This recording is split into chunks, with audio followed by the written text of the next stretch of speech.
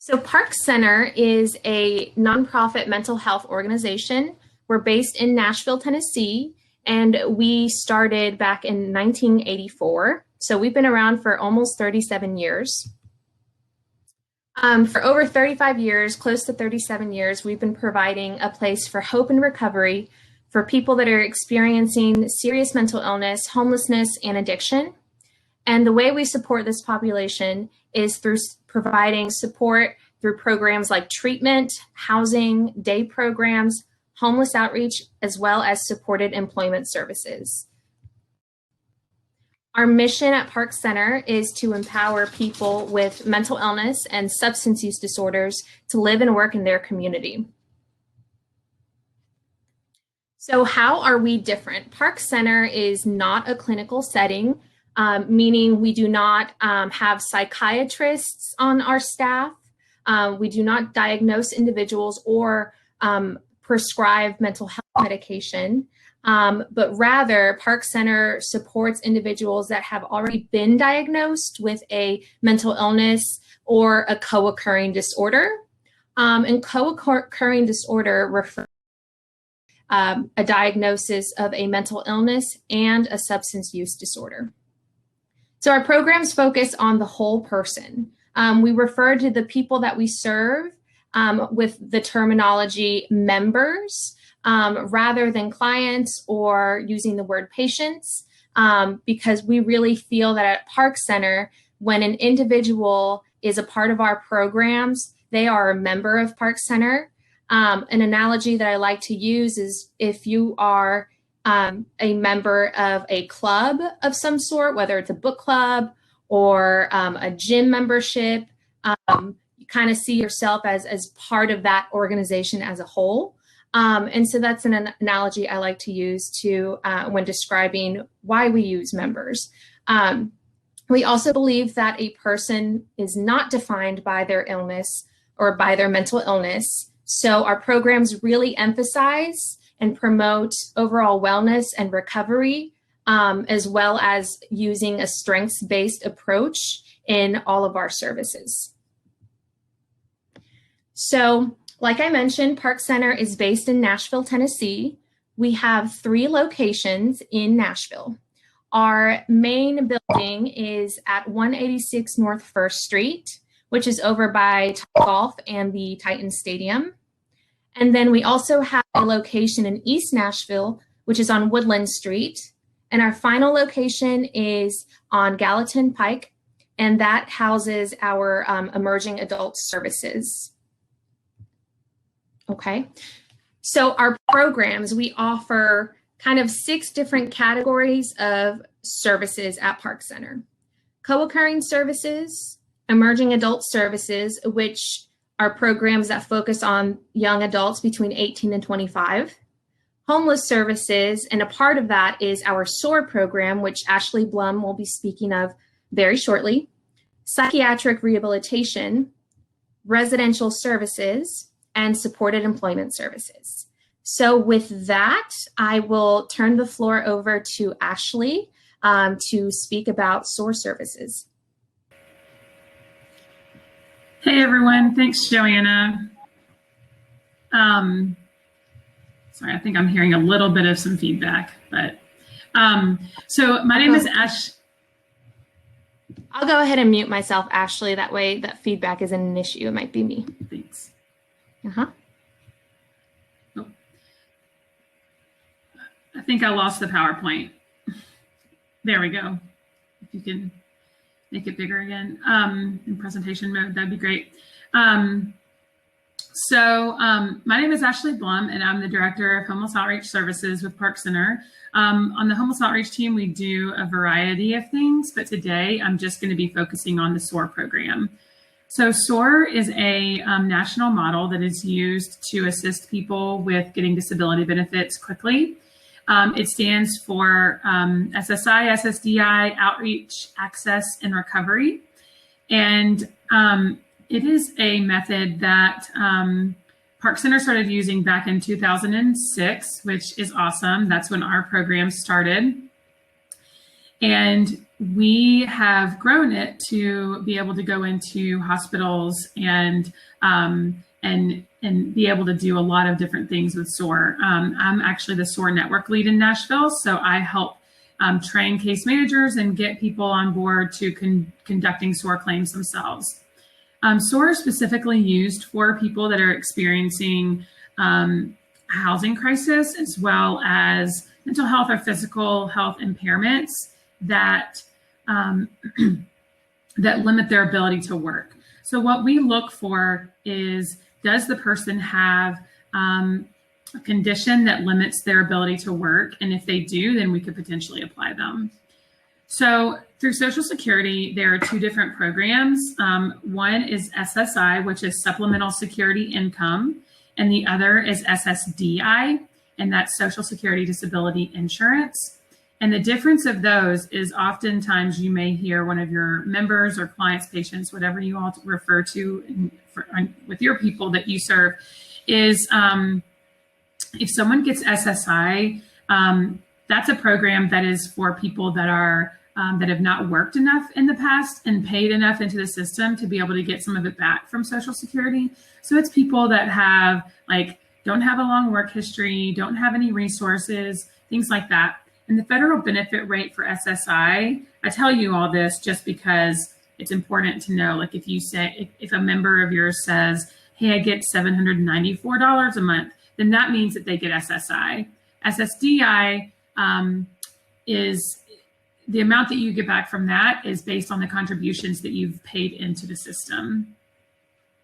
Also with SSI, your members will get Medicaid, and with SSDI, they will get Medicare. So I like to just give that general overview about the two, just because it helps to know before making a referral to Park Center, if someone has Medicaid, then there's a chance they may already have SSI and they don't need a SOAR referral because they may already have it. It may just be going to a representative payee somewhere, or maybe it's not turned on at the moment.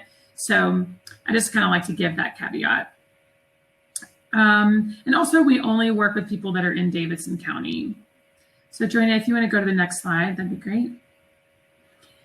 So talking about the eligibility for our program, we work with individuals that are experiencing a mental health, a mental illness or a co-occurring disorder with substance use and mental illness. There are people that have physical health ailments that go along with that, but the primary reason that they're unable to work is due to their mental illness.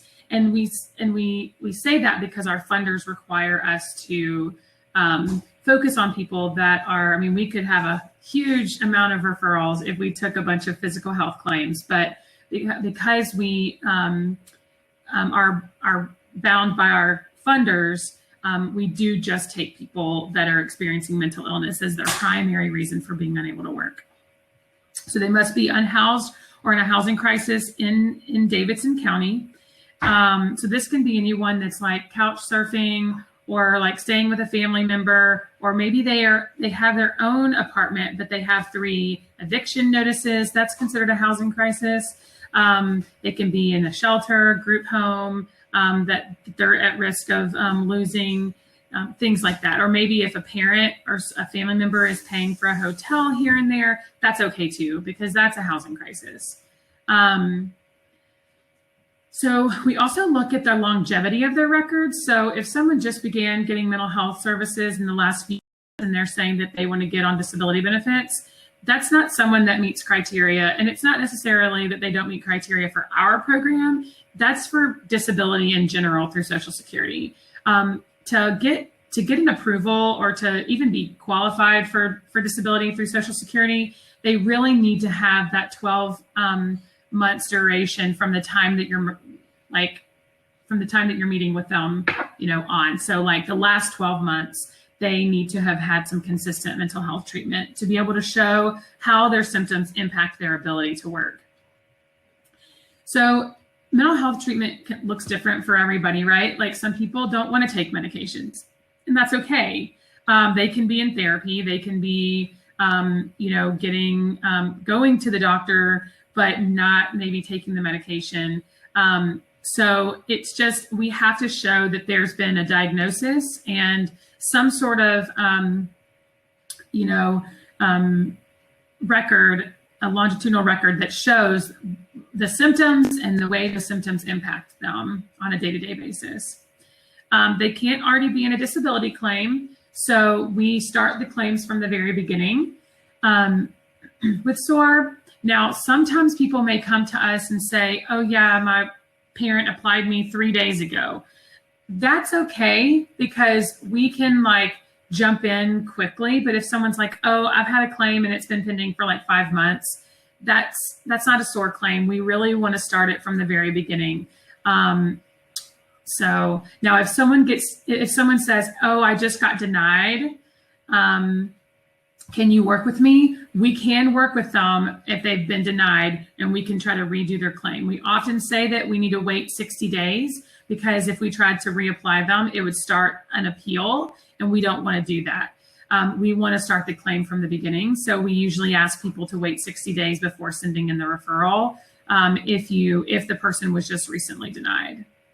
So we can work with people if they've recently been denied. We just ask that you wait 60 days so that we don't put them into an appeal, because that could take 2 years. And then if the person's working, this comes up a lot. If the person's working, they have to be making less than $1,310 per month. So that just changed. That's considered, the $1,310 is called substantial gainful activity. That's the SGA. So they have to be making less than SGA to be eligible for either SSI or SSDI. So but in January, that went up. It used to be 1,260 and it went up to 1,310 for the SGA.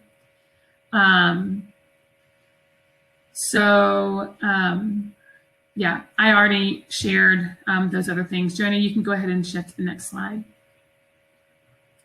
So here are some reasons that maybe we may not work with someone.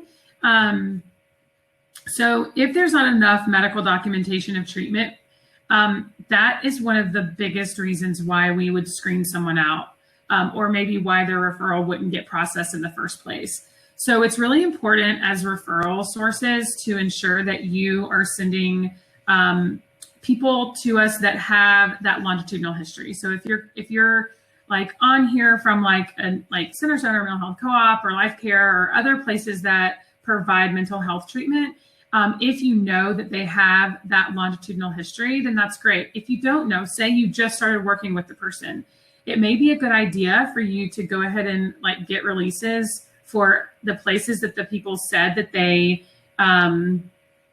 received treatment, and go ahead and request those before sending in the referral. That way you will know if the person had received the treatment or not. I know oftentimes we will just take their word for it. And I take people's word for it all the time, but I have to see that the medical treatment, that the mental health treatment is significant and consistent. Another reason people get screened out is if they are working and making over SGA. So sometimes people are like, yeah, I'm working part-time. And then when you start talking to them more and you ask them well, how much do you make per month?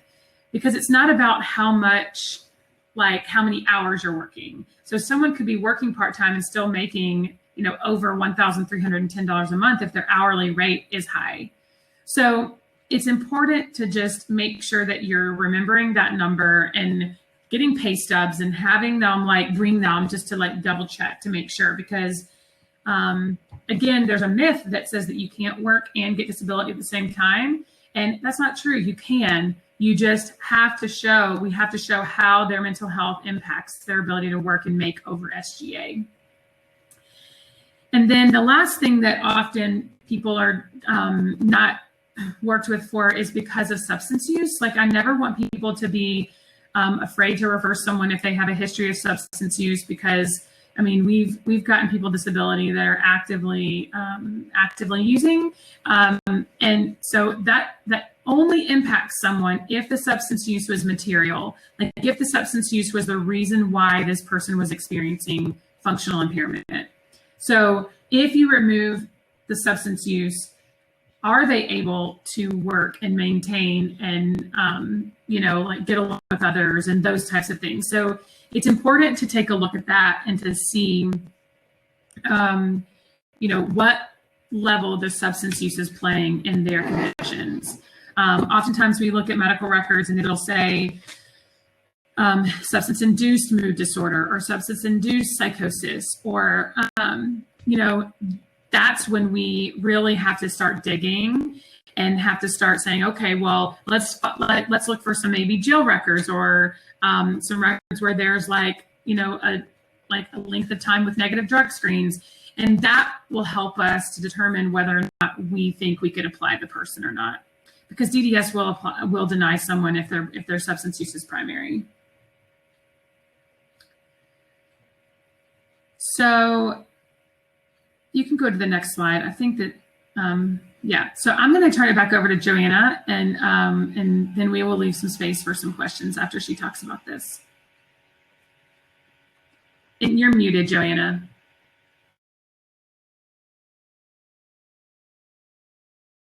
Thanks, Ashley. I was trying to unmute with the keyboard function, but it wasn't working. Are you all able to see my screen again? No, we're not seeing any shared screen. Okay, thanks, Ashley. I am working on that. Wonderful. Okay. All right, the screen should be up now. So thank you, Ashley, for explaining all of that. I just want to touch on the referral process. To make a referral for someone to any of Park Center's programs, including SOAR, you would need to visit our website where we have an online referral form. You would need to complete that online referral form as well as a release of information form, which we have a PDF version of on our website as well. And then once you have submitted those two forms, it takes our intake coordinator about 2 business days, no more than 2 business days, to reach out to you with the next steps for that person and for that referral. So if you do have questions at any point, if you come across someone that you think you could refer to Park Center, or if you have any questions, you can email referral@parkcenternashville.org or call that number on the screen, extension 141, and that will connect you with our intake coordinator, Leatrice Medina, and she is awesome at answering questions, any questions related to the referral process or our programs. So I just wanted to make you all aware that that is how the referral process works. Alrighty. Okay, so now we have a decent amount of time for questions. So I'm going to exit